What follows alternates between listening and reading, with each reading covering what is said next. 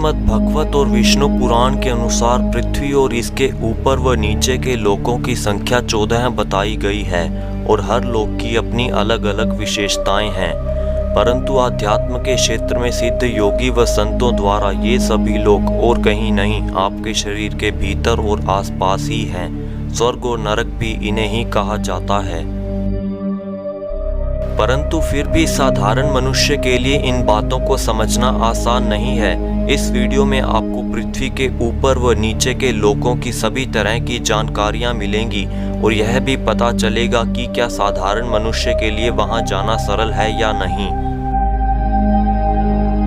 पृथ्वी के ऊपर के लोकों का संबंध सकारात्मकता से है, यानी कि स्वर्ग जैसे लोक, और नीचे के लोकों का संबंध नकारात्मकता से है, यानी कि नरक जैसे लोक। भौतिक मनुष्य चाहे खुद को कितना ही ताकतवर क्यों न समझे, लेकिन वह इस विशालकाय ब्रह्मांड का बहुत ही छोटा सा हिस्सा है।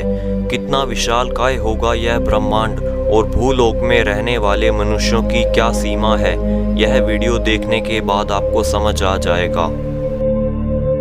कौन रहता है इन 14 लोकों में और मृत्यु के बाद कौन सा मनुष्य किस लोक में जाता है, ये सभी तरह की जानकारियां मिलेंगी आज आपको।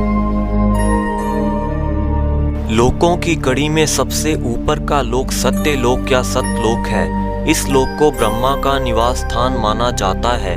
ब्रह्मा के साथ सत्य लोक में सरस्वती और अन्य आध्यात्मिक हस्तियां रहती हैं, जिन्होंने अनंत काल तक तपस्या करने और भौतिक जगत से मोह छोड़ने के बाद इस लोक में अपना स्थान सुनिश्चित किया है।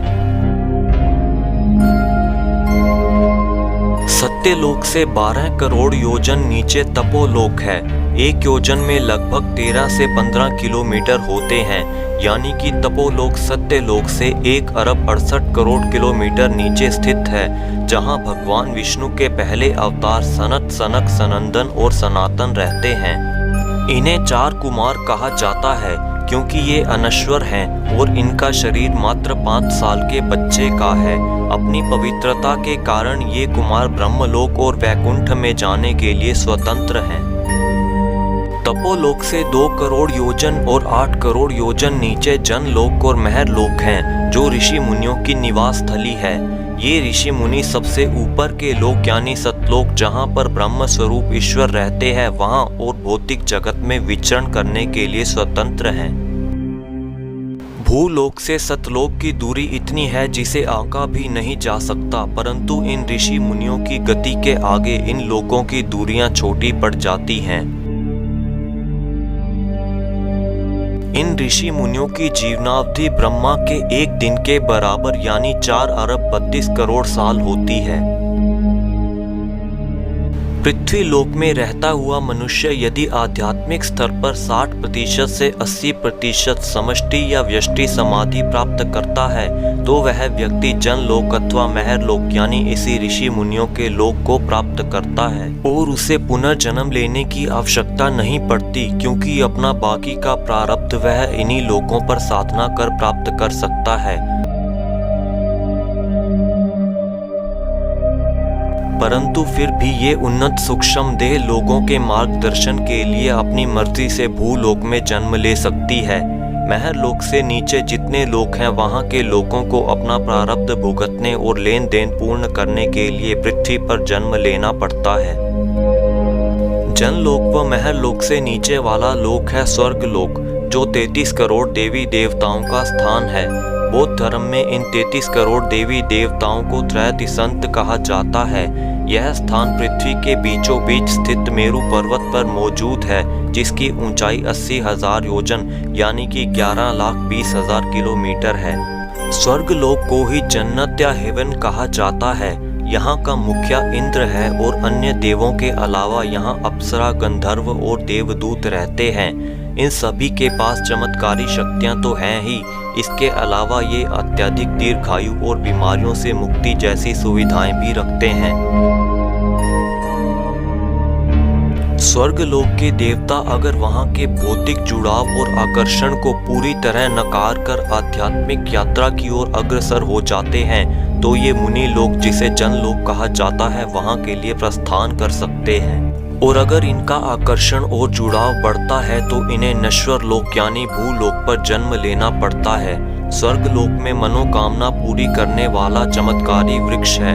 अप्सराएं व कामधेनु गायें और दैवीय विमान जैसी बहुत सी अलौकिक वस्तुएं भी मौजूद हैं। स्वर्ग लोक से थोड़ा नीचे और पृथ्वी से थोड़ा ऊपर भूवर लोक है, जहां पर ऐसी शख्सियतें रहती हैं जो देवताओं से नीचे और मनुष्य के ऊपर की श्रेणी में आते हैं। ये देवताओं के संपर्क में रहते हैं और अपनी सेवाओं को समर्पण के साथ करने पर ये ऊपर या नीचे के लोक को प्राप्त होते हैं। अब बात करते हैं भूलोक की, जिसे नश्वर लोक भी कहा जाता है, जो पाप और पुण्य के फेर में उलझे इंसानों के रहने की जगह है, जो पूरी तरह से ईश्वर व देवताओं की नजरों में रहते हुए अपना जीवन व्यतीत करते हैं। भूलोक अर्थात पृथ्वी अति महत्वपूर्ण है, क्योंकि यह एकमात्र ऐसा लोक है जहां पर शीघ्र आध्यात्मिक प्रगति कर सकते हैं और अपना लेन देन अल्पावधि में पूर्ण कर सकते हैं, क्योंकि अन्य लोकों में समयावधि व उम्र बहुत अधिक होती है।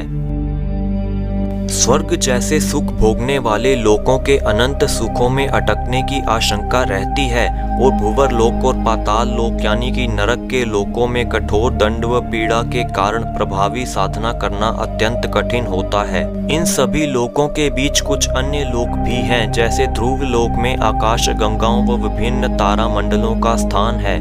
सप्त ऋषि लोक सप्त ऋषियों का निवास स्थल है, जो अनंत काल से इस लोक में रहते हैं, जो ध्रुव लोक से 1,00,000 करोड़ योजन नीचे स्थित है, और ध्रुव लोक महर लोक से जो ऋषि मुनियों की स्थली है वहां से 1 करोड़ योजन नीचे है।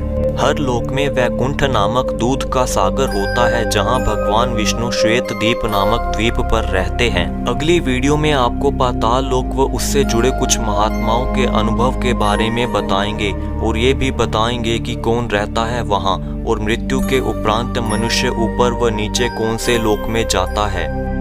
तब तक के लिए करिए थोड़ा इंतज़ार और कमेंट करके ज़रूर बताएं आपको ये वीडियो कैसी लगी, और अगर आपको वीडियो अच्छी लगी हो तो प्लीज़ इसे लाइक व शेयर करें और चैनल को सब्सक्राइब करें।